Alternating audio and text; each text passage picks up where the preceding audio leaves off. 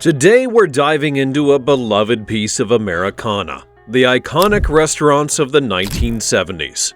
Back then, going out to eat was a major part of the American experience, with restaurants often becoming cultural landmarks. But sadly, many of these once popular restaurant spots have faded away.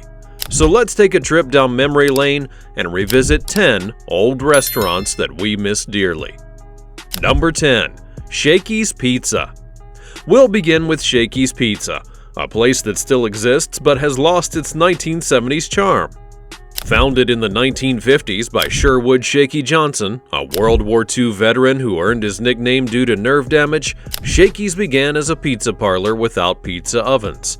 The obstacle didn't deter Johnson from making his dream restaurant a reality. To raise funds for the ovens, he served beer, and just a week later, pizza was finally on the menu. Shakey's knew how to entertain its customers, and it was known for its lively atmosphere. Shakey's featured live music and became the go-to spot for birthdays and team celebrations. Today, Shakey's is more common overseas than in the US, with only about 50 locations remaining, mostly in California. Number 9. Steak and Ale.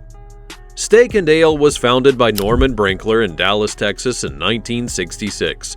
Despite its name, Steak and Ale was indeed a family-friendly spot that offered a classy steak experience without breaking the bank. The restaurant featured a Tudor-style decor, creating a cozy atmosphere reminiscent of an English pub. While Steak and Ale focused on popular items like prime rib, filet mignon, and the signature garlic butter, it was one of the pioneers of the salad bar concept.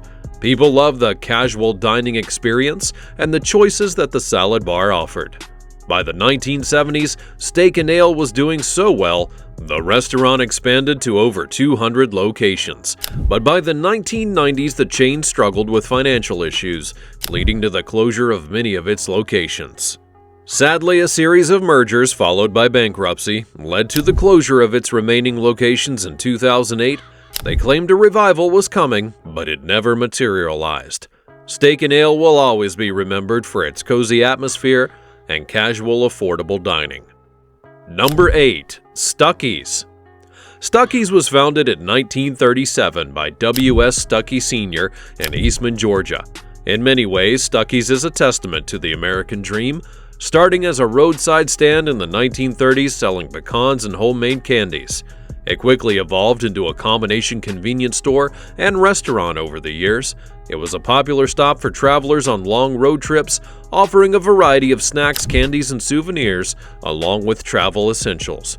By the 1960s, there were over 350 Stuckey's locations in the United States, and by the late 1960s and early 70s, the rise of interstate highways led to changes in travel patterns, adversely affecting many roadside businesses.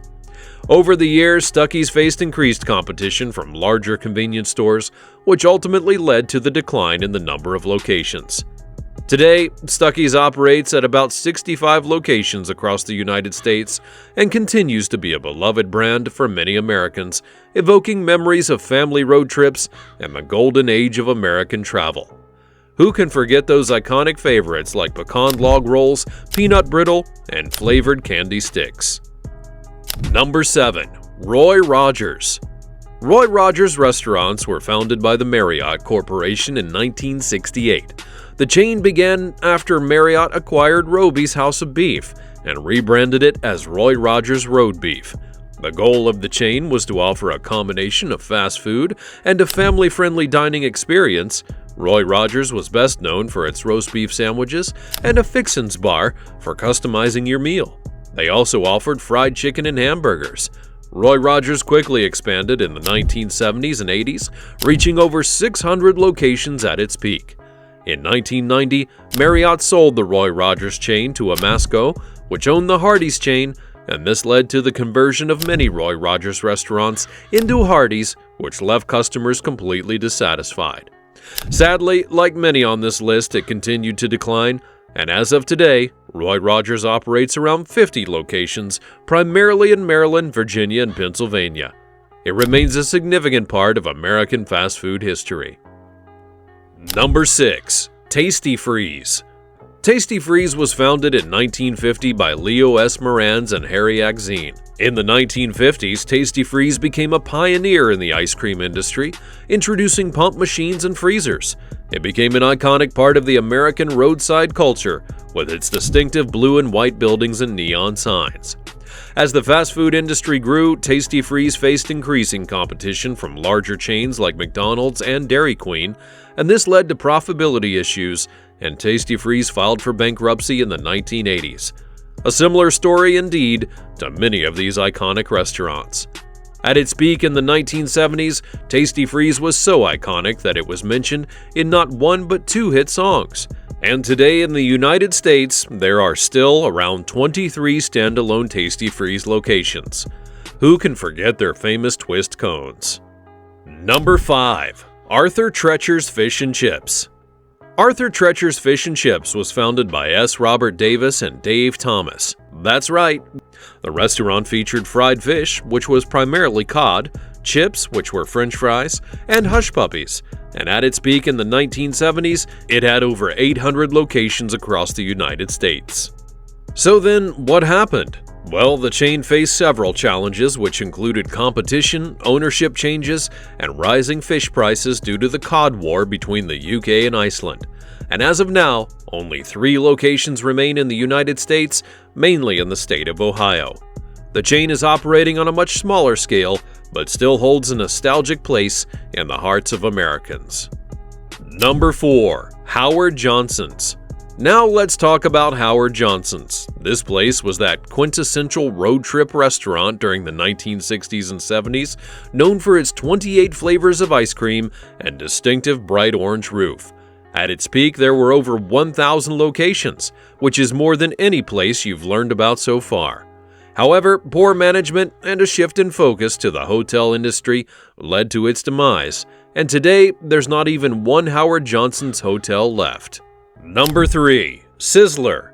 And now for a steak restaurant favorite from the past. Sizzler was that for a long time, and it offered a great steak meal at a reasonable price, becoming known as the place where America comes to eat.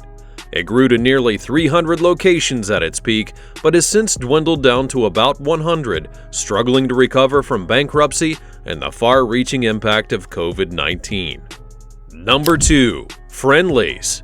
Friendly's was founded by brothers Curtis and S. Presley Blake in Springfield, Massachusetts. It began as an ice cream shop during the Great Depression, quickly growing to become known for its friendly service, quality ice cream, and affordable prices. The brothers soon took the business to new heights, incorporating a diner-style menu to go along with their ice cream, which led to 500 locations in the U.S. and over 10,000 employees. The focus remained on their ice cream, but they also offered burgers, sandwiches, and breakfast items. Perhaps you remember the Fribble milkshake and the iconic Jim Dandy sundae. After the original founders retired, changes in leadership and bad business decisions would lead to inconsistent management and many of their locations to close in 2019. In 2020, Friendly's was bought out and rebranded, and today there are still a few locations that operate, primarily in the Northeast United States. One of the founding brothers actually lived long enough to see the chain that he built come to an end, which is a truly sad ending for such a wonderful family restaurant that was enjoyed by so many. Number 1. Big Boy. We now end with a classic. Big Boy was founded by Bob Weon in Glendale, California in the 1930s and later changed to Bob's Big Boy. It became famous for its iconic mascot. The mascot was inspired by a chubby boy in overalls who frequented the restaurant. Bob's Big Boy was known for its double-decker hamburger, which was one of a kind, and its chain rapidly expanded in the 1950s and 60s through franchising.